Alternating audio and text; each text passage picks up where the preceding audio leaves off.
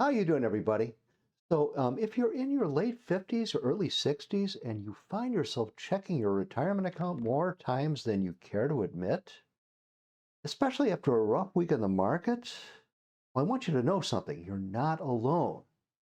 There is a better way forward. This week, we're going to be talking about something that hits close to home for many of us.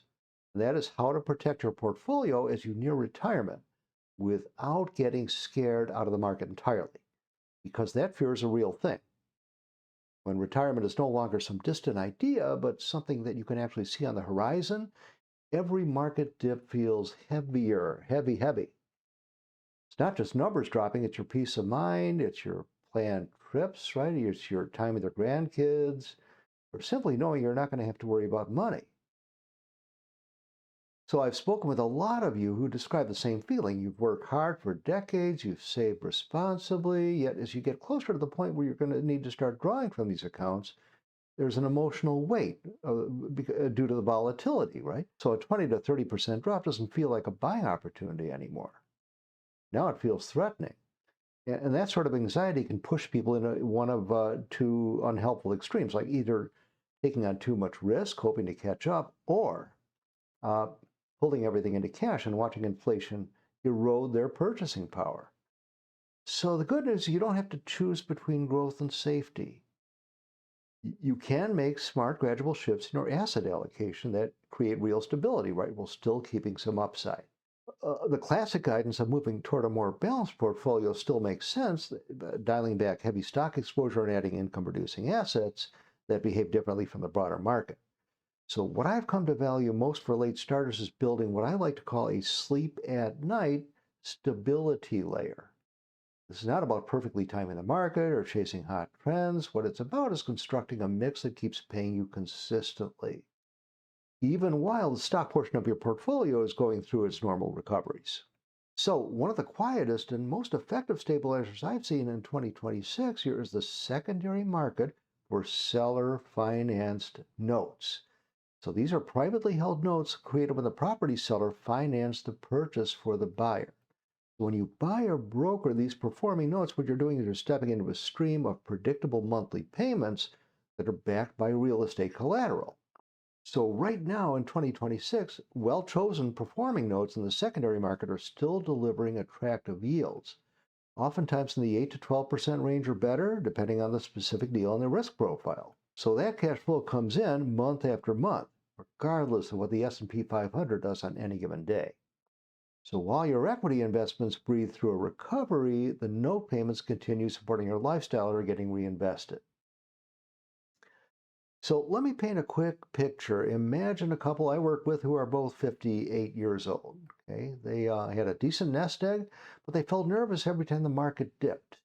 What they did is they shifted about 25% of their allocation into a small basket of first position performing notes. And the difference was noticeable within a few months. So the monthly deposits kept arriving like clockwork, and their overall stress level dropped because part of their income was no longer tied to the daily market swings.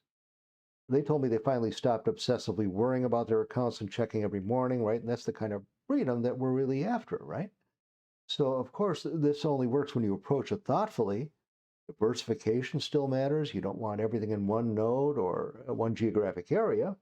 So I think you want to focus primarily on performing, right? First position notes where the payer has a solid track record and real skin in the game. Due diligence is straightforward, but it's essential. Review at least the last 12 months of payment history, confirm the underlying property value with recent appraisal or comparable sales, and you want to understand the payer situation. So a quick title check and basic financial sense really go a long way. So for many people here in our circle, the easiest entry point in 2026 is note brokering. So you connect motivated note sellers who need liquidity with buyers who are looking for steady cash flow. You earn a referral fee without needing your own capital up front. So it's an excellent way to start learning the market and generate some immediate income, right, and build confidence before buying notes for yourself. So many begin with smaller notes in the $5,000 to $50,000 range and scale from there.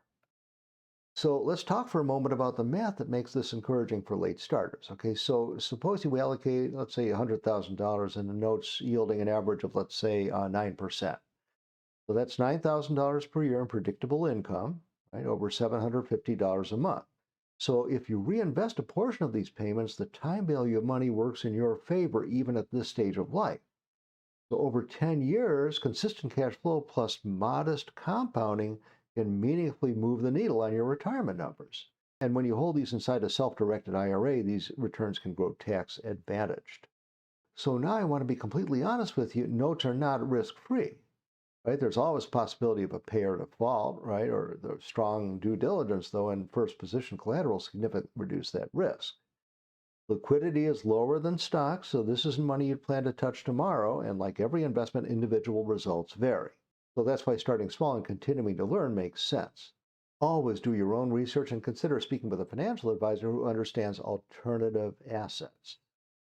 Now, the emotional side of the strategy is what I hear about most. When markets drop, the natural reaction is panic. So having a portion of your portfolio that keeps working steadily for you gives you the emotional space to let the rest recover without making fear-based decisions, right? So it creates confidence. You stop watching every tick and you start focusing on the life you really actually want to live. So here's what I recommend you do this week. Pull out your current portfolio summary. Look at your allocation honestly. Could shifting 10 to 30% into stable, real, asset-backed income producers like performing seller finance notes, could that create the balance you need? So many people in our community are using this approach to build real passive income while still keeping growth assets in the mix. So if this idea does resonate with you and you're serious about catching up on retirement without taking crazy risks, I'd love to help you explore it further. Right? Head over to noteinvestors.com. There's a link below in the description. You've got more time, you got more wisdom, you got more opportunity than you might feel on tough days, right?